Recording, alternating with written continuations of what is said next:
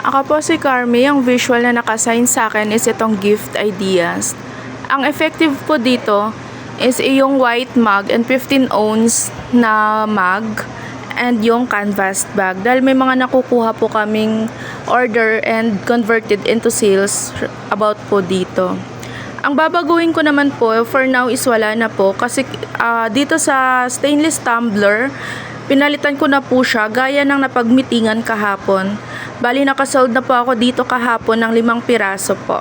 Start nang nailagay na po siya. Dito sa DIY naman po, ang effective naman po is yung keychain, ballpen, and yung mga pouch bag po natin.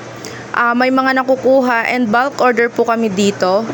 Tapos ang hindi naman po is yung mouse pad, notebook for now, and face mask. Ang gusto ko po sanang babaguhin dito is itong keychain po.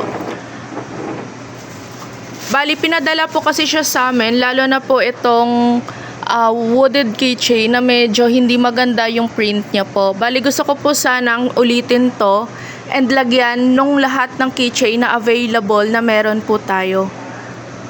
Para kukumplitohin na lang po siya. For now, nakapag-SR na po ako. May delivery ako ng Saturday, isasabay doon.